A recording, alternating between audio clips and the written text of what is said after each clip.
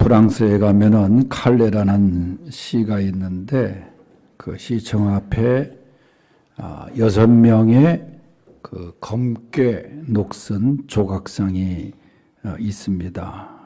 그 조각상을 만든 사람은 유명한 로댕이라는 사람인데 그 조각상의 모습이 대부분 낡은 누더기 옷을 걸치고 또 밧줄을 목에 감고 또 칼레 시청 열쇠인데 그 열쇠를 든 그 사람의 모습을 이렇게 조각화해서 거기에 세워놓았습니다. 그 모습들은 상당한 그 좌절 또 절망적인 모습을 다 표현하고 있는데 그 배경이 영국과 프랑스가 무려 100년간이나 전쟁을 치루었던 시대가 있었습니다. 그러던 중에 영국 왕 에드워드 3세가 이제 프랑스와의 전투에서 대승을 거두죠. 그러면서 그 프랑스 칼레라고 하는 성을 포위를 하고 고립작전을 펼치게 됩니다. 고립작전의 기간이 1년을 이제 끕니다. 그러니까 그 안에 있었던 고립된 칼레 시민들이 배고픔에 또 질병에 버티다가 결국 손을 들고 다 항복하고 말아요. 이제 그 운명은 영국의 에드워드 왕의 손에 달려있죠.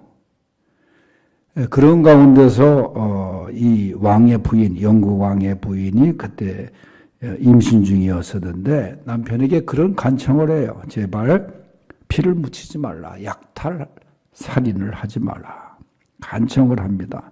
그래서 왕이 그 말을 듣고 그 부인의 말을 듣고 그러면 항복의 조건으로 그 성을 칼레를 대표하는 6명을 선택해서 보내라.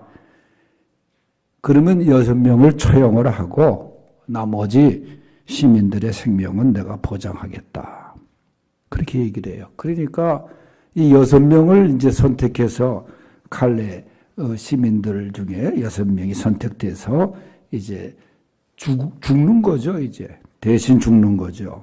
그런데 누가 그 일에 자청을 하는 사람이 없었어요. 그래서 상당히 혼란에 좌절에 빠지게 되죠.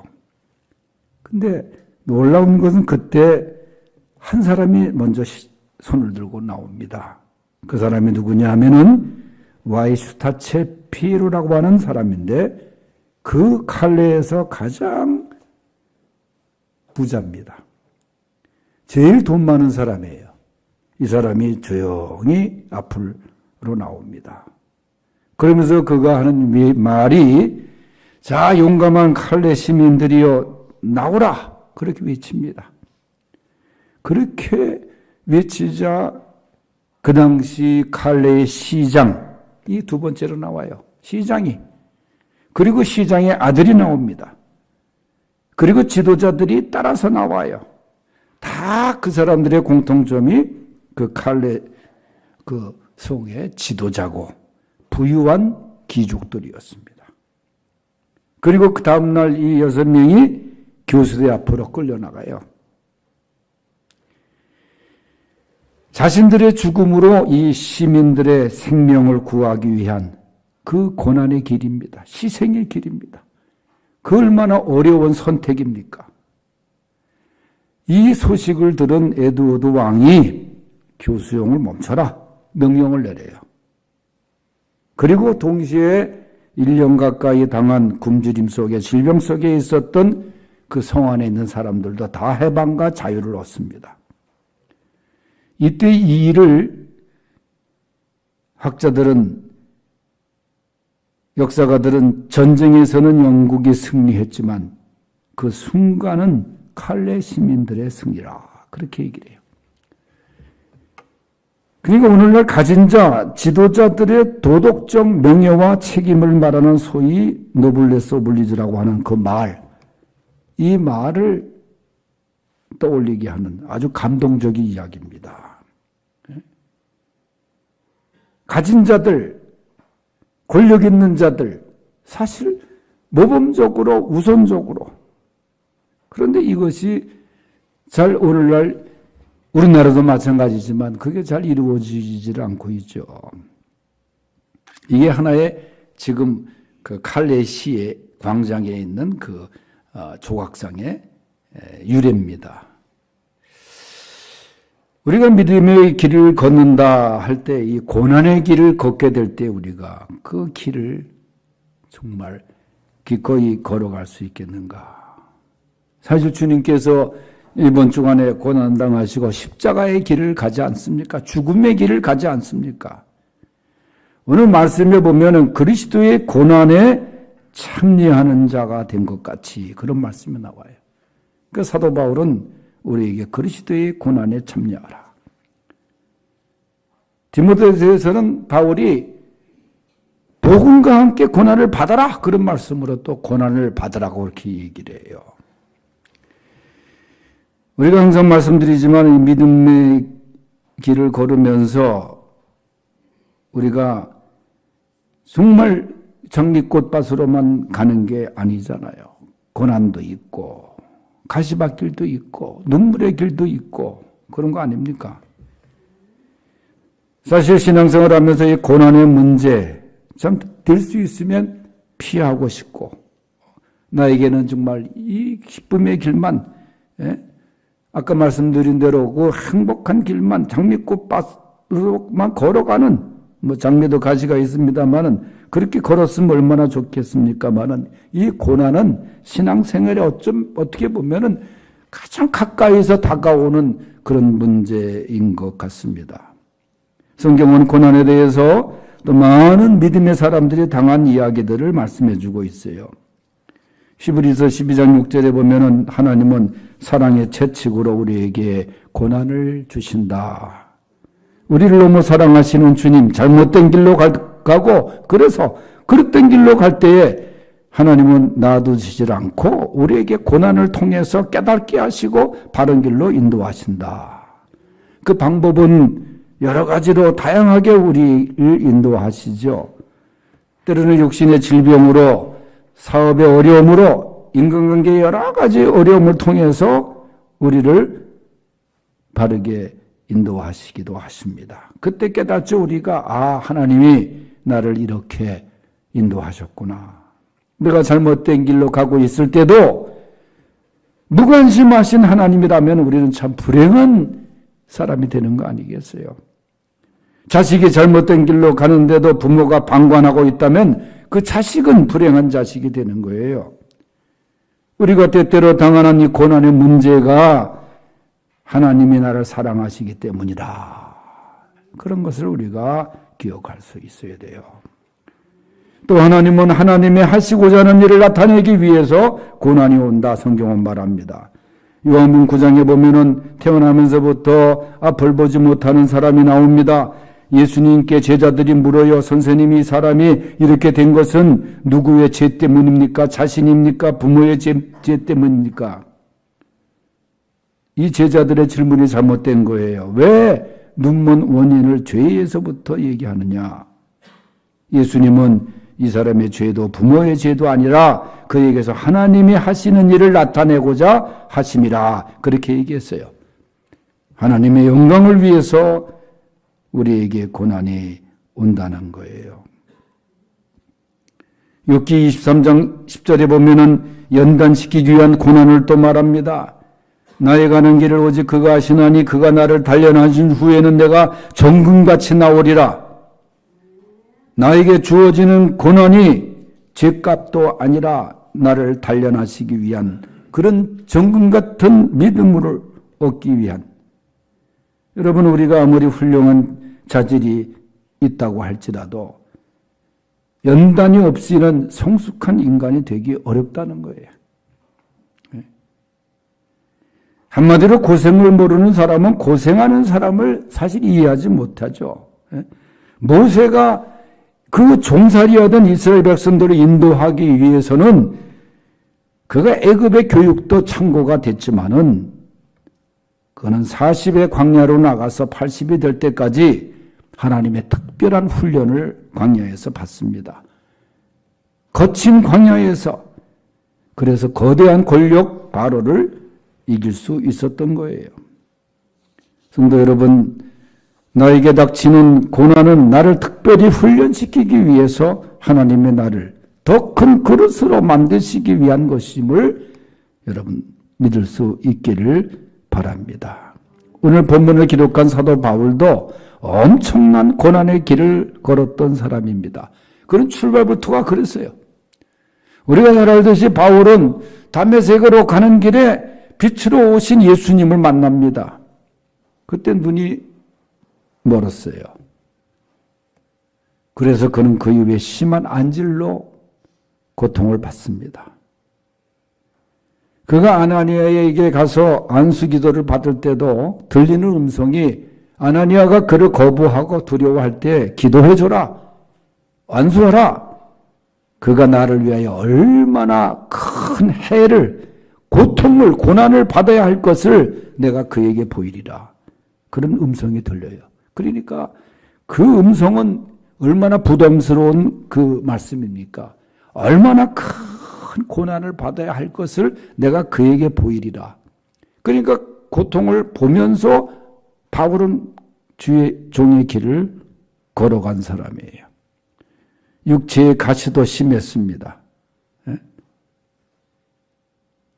바울은 그 고난을 통해서 자신을 훈련시키는 하나님의 깊으신 뜻을 발견해서 그저 내 은혜가 내게 족하도다 하는 말씀 속에 오늘 읽은 말씀에도 보면 7절에 너희를 위한 우리의 소망이 견고하면 너희가 고난에 참여하는 자가 된 것 같이 그렇게 얘기를 해요. 우리에게도 고난에 참여하는 자가 된다는 거예요. 그러면 고난에 참여하는 자는 어떤 자인가? 첫째는 위로의 하나님을 만난다. 그 말이에요. 고난에 참여하는 자는 위로의 하나님을 만나게 하신다. 3절 다 같이 읽어보겠습니다. 3절 시작. 찬송하리로다. 그는 우리 주 예수 그리스도의 하나님이시요 자비의 아버지시요 모든 위로의 하나님이시며. 그랬어요. 하나님의 속성을 대표적으로 사랑이라고 말하지만은 오늘 본문에는 하나님의 그 귀한 속성 중에 하나를 위로라는 단어로 표현을 해요. 무려 오늘 말씀 속에 보면은 위로라는 단어가 계속 등장합니다. 10번이나 등장해요. 이 짧은 본문 속에서 위로의 하나님, 하나님의 위로, 그 하나님께 받는 위로로. 여러분, 이 위로라는 말이 얼마나 귀한 단어입니까? 내가 슬플 때, 내가 견딜 수 없는 아픔 속에 있을 때, 내가 외로울 때 나를 진정 위로해 주는 사람.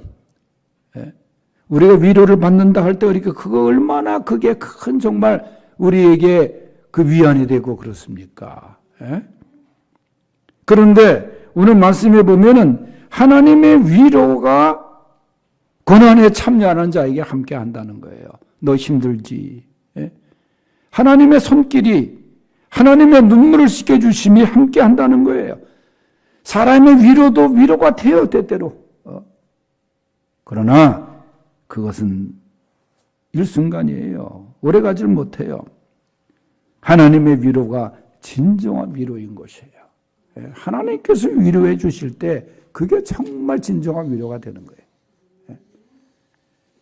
우리의 눈에서 눈물을 씻기시는 하나님의 위로를 요한계시록 21장이 말씀하고 있습니다만은 그 하나님의 위로가 진정한 위로가 되는 거예요. 여러분 누가복음 7장에 보면은 과부의 아들이 죽어서 장례식을 치르기 위해서 나인성 밖으로 나옵니다.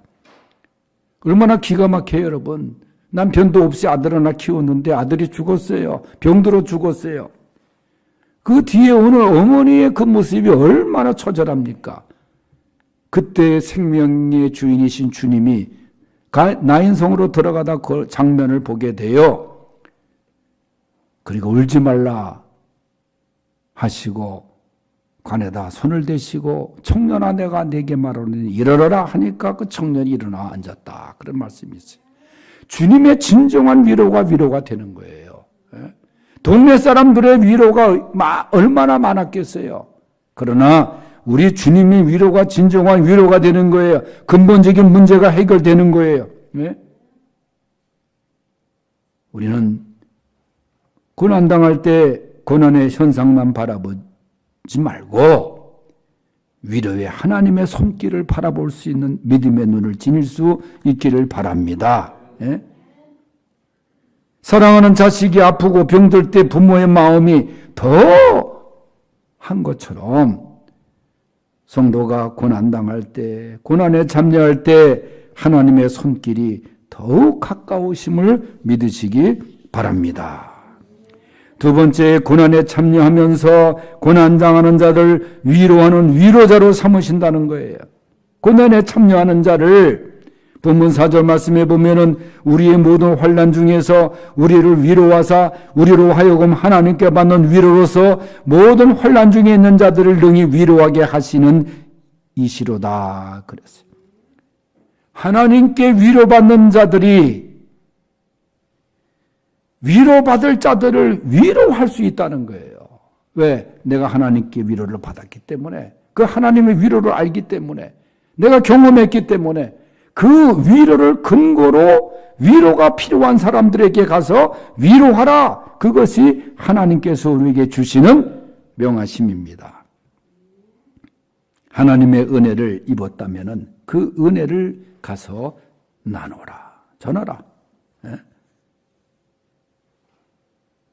내가 고난 중에서 하나님의 위로로 다시 일어섰다면, 내 눈물의 씻김을 받았다면 그 위로를 잊지 말고 고난당하는 어려움 속에 있는 자들을 향해서 위로해 주어라. 그렇게 얘기를 해요. 우리 교회가 개척하면서 바로 시작한 것이 교정선교인데, 이제 4월달 되면은 또 다시 설구지소 예배를 또 가게 됩니다. 근데 제가 이 설교를 가서 할 때마다 뭐 제 설교는 뭐 준비해서 가서 하지만은, 그런데 이번에 헌정이 회장된 정대철 씨가, 뭐 저는 그렇습니다. 저는 뭐 국민의힘도 아니고 민주당도 아니에요. 항상 얘기하지만 넌 나사렛 땅이지, 나사렛 예수님 당이지, 나는 어느 속해 있는 사람도 아니에요. 양쪽에 아는 사람들은 다 있어요. 근데 어떤 교인들은 뭐 내가 그냥 뭐 한나라당이 처음에 개척할 때는 홍준표가 와서 자기가 피아노 헌금하고 법률 상담 해주고 그러니까 얼마나 고마워. 홍준표 내가 전도해가지고 불교 믿다가 예수 믿게 되지 않았습니까? 나 친구가 개척한다니까 와가지고 날 돕겠다고 온 거예요. 얼마나 감사해. 그러니까 어떤 교인들은 이거 한나라당인가 그러다가 언젠가부턴가도 정대철 씨가 오니까 민주당도 오네 그러더라고. 저는 그 당도 아니에요 사실.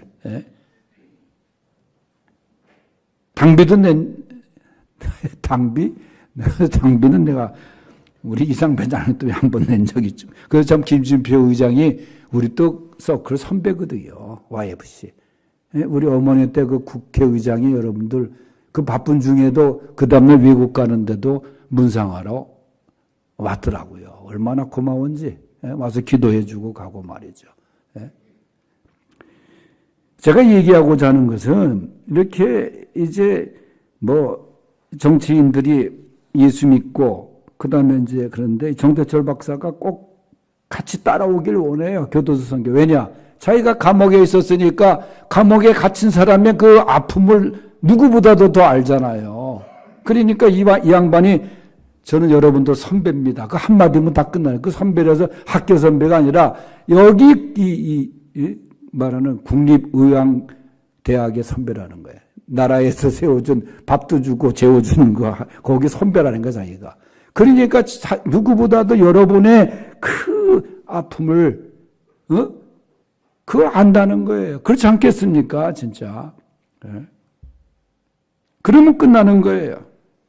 그러니까 이 위로의 근거, 내가 하나님께 받는 위로가 있다면은 정말 어려운 사람, 그 위로받을 사람들에게 위로의 사명이 우리에게 있는데 그것은 뭐냐? 내가 받은 위로, 하나님의 은혜를 근거로 가서 위로하라. 그 말이에요. 여러분 얼마나 위로가 필요한 이웃들이 많습니까? 자세히 들여다보면 얼마나 많냐. 물론 나도 위로받고 싶을 거예요 지금. 그러나 위로받기보다는 위로하는 성도. 괴로운 세상에 할 일 많아서 날 위로자로 삼으시면서 가라 명하시는 주님. 여러분 이 위로의 사명을 잘 감당하는 우리 성도들이 되시기를 바랍니다. 세 번째는 고난에 참여하며 하나님만을 더욱 의지하게 하십니다. 9절 말씀 다 같이 시작. 우리는 우리 자신이 사형 선고를 받은 줄 알았으니 이는 우리로 자기를 의지하지 말고 오직 죽은 자를 다시 살리시는 하나님만 의지하게 하심이라. 아멘. 여러분 8절에 보면 바울이 내가 얼마나 고난을 당했냐 하면은 힘에 겹도록 심한 고난을 당했다. 여기까지 해서 더 나가서 말하는 것이 나는 살 소망까지 끊어졌다 그랬어요. 여러분 살 소망이 끊어지면 얼마나 절망적입니까? 얼마나 고난이 심했으면 난 살 소망이 없었다 그 말이에요. 그러면서 그가 고백하기를 또 나가서 사형 선고까지 받은 줄 알았다는 거예요. 여러분 사형 선고 얼마나 적습니까? 제가 돌보는 사형수들이 사형 선고를 받고 이제 재심을 좀 할 수 있었으면 좋겠다 그렇게 말하는 사람도 있죠. 이미 사형 선고는 끝난 거 아니에요? 그런데 뒤에 고백이 놀라울 정도로 합니다. 내가 이런 상황에 이르렀지만은 고백하는 게 뭐냐? 나는 나를 의지하지 말고 오직 죽은 자를 다시 살리시는 하나님만 의지하게 하심이라. 그러니까 하나님만 의지하게. 내가 이 고난에 참여하면서 이 고난이 힘들지만은 이 고난을 통해서 하나님만 더욱 의지하게 하는 믿음. 여러분 이것이 고난에 참여하는 자의 절정입니다. 하나님만 의지하게. 인간을 의지하는 것이 아니라 하나님만 의지하는, 오직 죽은 자를 다시 살리시는 하나님만 의지하게 하십니다. 사형 선고를 받았어도 살리시는 하나님,